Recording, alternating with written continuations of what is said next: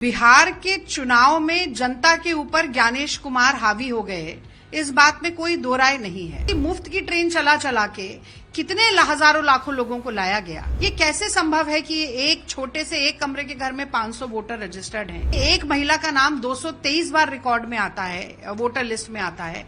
ये कैसे संभव है? देखिए, बिहार के चुनाव में जनता के ऊपर ज्ञानेश कुमार हावी हो गए, इस बात में कोई दो राय नहीं है। अब आप देखिए कि अगर भारतीय जनता पार्टी के सांसद, राज्यसभा सांसद साल भर में 2 बार वोट देते हैं, एक बार दिल्ली में देते हैं राकेश सिन्हा, फिर बिहार में देते हैं, और उनमें मोदी जी जैसी छपास और दिखास थी, इसलिए उन्होंने खुद सोशल मीडिया पे डाल दिया और वो पकड़े गए। पर उन जैसे न जाने कितने लोग बिहार लाए जाते हैं, तमाम अलग अलग प्रदेशों से लाए जाते हैं। और मुझे लगता है असम की जनता को और सावधान होना चाहिए, क्योंकि भाजपा के जिन लोगों ने दिल्ली में वोट डाला, बिहार में डाला, अब असम की तरफ देख रहे होंगे, और अब चाहे चेहरा सामने आ गया तो हो सकता है मुंह ढककर आए वोट देने के लिए। और ऐसी मुफ्त की ट्रेन चला चला के कितने हजारों लाखों लोगों को लाया गया। ये कैसे संभव है कि एक छोटे से एक कमरे के घर में 500 वोटर रजिस्टर्ड हैं। ये कैसे संभव है कि एक महिला का नाम 223 बार रिकॉर्ड में आता है, वोटर लिस्ट में आता है। ये कैसे संभव है कि तमाम ऐसी खामियों के बावजूद इलेक्शन कमीशन आंखें मूंदे रहता है। बार बार सुप्रीम कोर्ट के कहने की बात कि आधार को निराधार मत मानो, फिर भी इलेक्शन कमीशन आधार को एक तरीके की वैलिडिटी नहीं देता है, बहुत लंबे समय तक नहीं देता है। और जिस तरह से ये 10,000 सरकार बनी है, चुनाव आयोग का कहना है कि अगर कोई स्कीम चल रही है तो इलेक्शन से 2 दिन पहले तक भी पैसा लोगों के अकाउंट में जाएगा। तो ये 10 नंबरी सरकार है, 10,000 सरकार है। और ये एसआईआर की प्रक्रिया केवल और केवल सत्ताधारी भारतीय जनता पार्टी को फायदा पहुंचाने के लिए चुनाव आयोग करता है। और चुनाव आयोग की संलिप्तता और संरक्षण में बिहार का चुनाव जीता गया, इस बात में कोई दो राय नहीं है।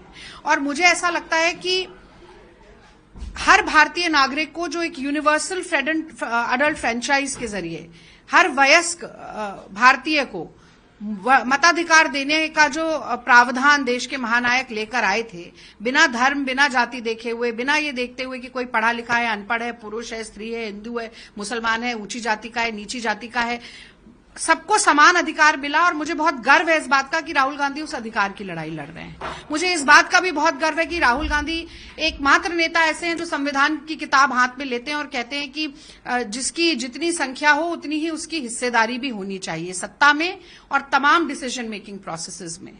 चाहे वो कोई ट्रक ड्राइवर हो, चाहे मछुआरा हो, चाहे कुली हो, चाहे बढ़ई हो, चाहे लोहार हो, हर किसी की तकलीफ को समझना, जनता की नब्ज टटोलना, उनके आंसू पोंछने का काम हमारा नेता कर रहा है। और हम लगातार ये काम करेंगे, हर प्रदेश में जाकर जनता के मुद्दों को उठाएंगे।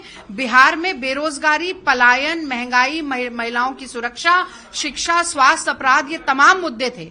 हम मुद्दों पर चुनाव लड़े, प्रधानमंत्री कट्टे पर, करंट पर और रोने पिटने पर चुनाव लड़े। मुझे इतनी गाली दे दी, मुझे ये कर दिया, मुझे ये। और सबसे महत्वपूर्ण बात यह है कि ये जो 10,000 रुपए बांटकर 1.25 करोड़ 1.5 करोड़ महिलाओं को 30,000 करोड़ का डेफिसिट हुआ है।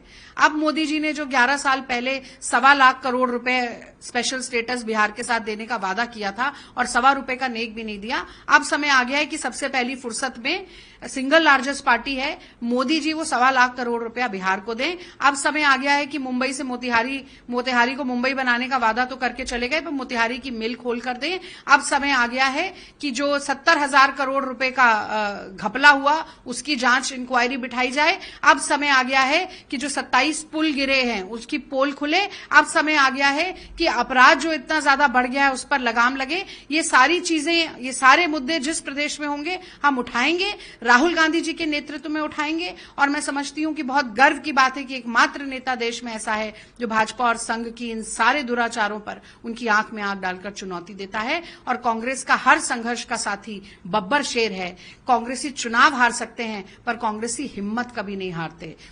वो एक फैज की एक छोटी सी नज्म है, वो मैं जरूर कहना चाहती हूं कि नाउमीद नहीं दिल, नाकाम ही तो है, लंबी है गम की शाम मगर शाम ही तो है।